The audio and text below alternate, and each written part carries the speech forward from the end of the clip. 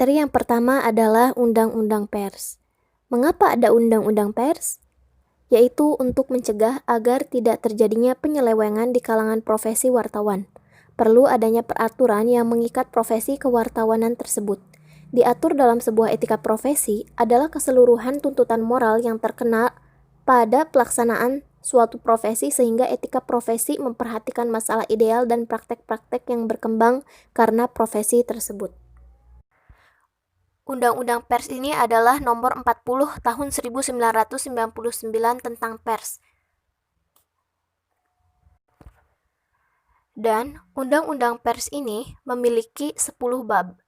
Yang pertama itu adalah bab pertama ketentuan umum, bab kedua adalah asas fungsi, hak, kewajiban, dan peranan pers, bab ketiga yaitu wartawan, bab keempat perusahaan pers, bab 5 dewan pers, bab 6 pers asing, bab 7 peran serta masyarakat, bab 8 ketentuan pidana, bab 9 ketentuan peralihan, dan bab 10 ketentuan penutup.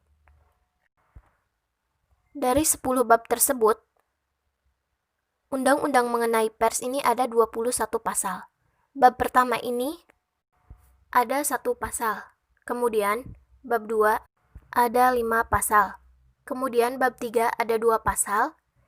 Kemudian bab 4 ini ada 6 pasal. Kemudian bab 5 ada 1 pasal. Bab 6 ada 1 pasal. Bab 7 ada 1 pasal. Bab 8 ada 1 pasal. Bab 9 ada 1 pasal dan bab 10 ada 1 pasal. Untuk isi dari tiap pasal tersebut bisa disimak melalui makalah yang telah di-share. Selanjutnya akan dilanjutkan oleh pemateri kedua. Kode etik jurnalistik. Kode etik jurnalistik adalah himpunan etika profesi kewartawanan.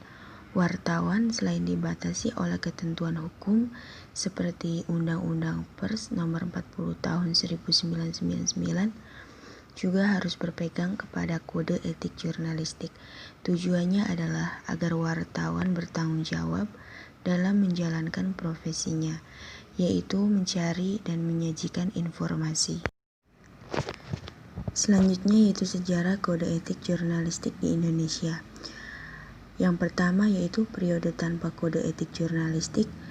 Yang kedua, periode kode etik jurnalistik PWI tahap 1. Yang ketiga, periode dualisme kode etik jurnalistik PWI dan non-PWI. Yang keempat, periode kode etik jurnalistik PWI tahap 2. Dan yang kelima, periode banyak kode etik jurnalistik.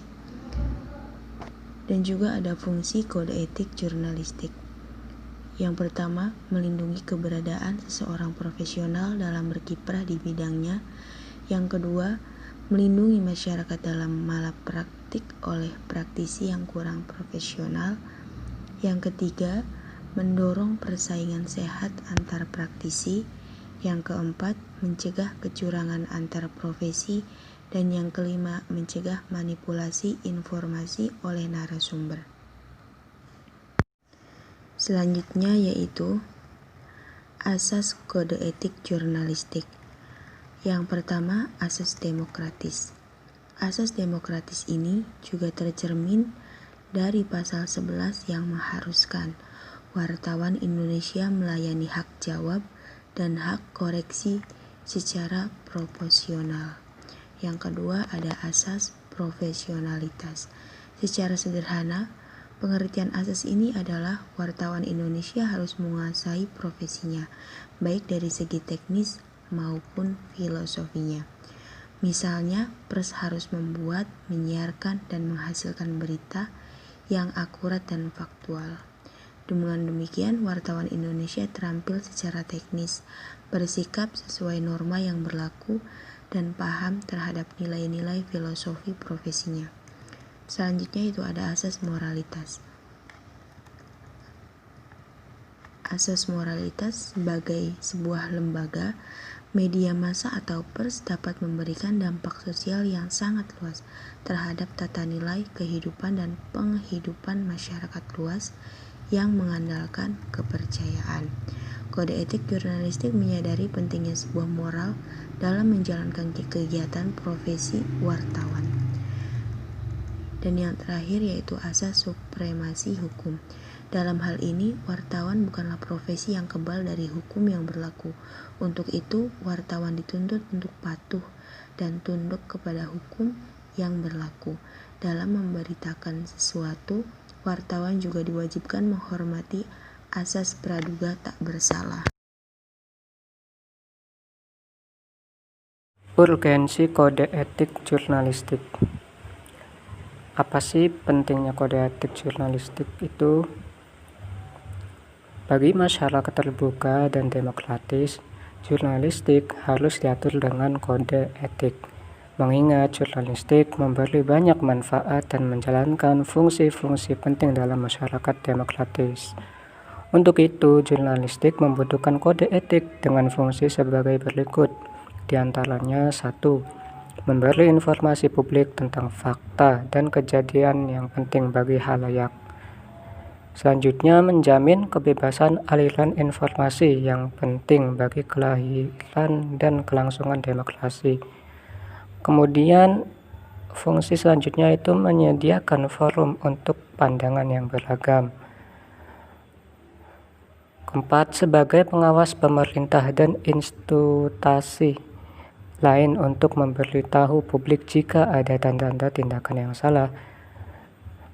Yang fungsi kelima yaitu mendukung perubahan demi kepentingan publik. Dan keenam yaitu mencari kebenaran dengan komitmen yang tegas.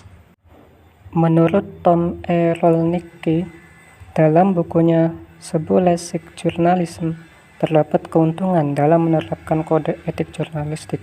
Di antaranya adalah 1. Kode etik membantu membangun pemahaman profesionalisme bagi insan pers yang bekerja untuk suatu organisasi berita atau bagi para insan pers pada umumnya. Kedua, yaitu kepatuhan kode etik akan menciptakan kredibilitas di mata pembaca sehingga khalayak akan percaya pada apa yang disajikan oleh suatu media massa. Ketiga, kode etik memberikan ukuran yang seragam untuk mengatasi problem dalam pengumpulan berita. Karya jurnalistik insan pers dipengaruhi oleh pelatihan dan nilai-nilai yang dimiliki. Kode etik jurnalistik dimaksudkan untuk mengatasi problem yang mungkin disebabkan oleh insan pers yang mungkin pelatihannya kurang dan nilai-nilai yang dibawanya berbeda. Kode etik akan efektif jika insan pers mengetahui dan menggunakan kode etik tersebut.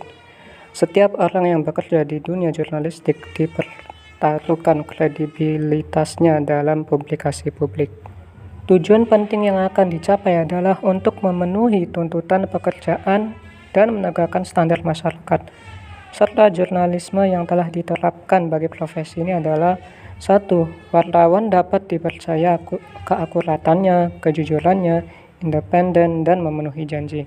Kedua, yaitu wartawan menghormati dan sensitif terhadap standar dan selera komunikasi. 3. Wartawan memiliki penghargaan yang tinggi kepada privasi personal. Keempat, yaitu wartawan memperlakukan orang dengan sopan. Kelima, wartawan bersikap adil dan tidak memihak.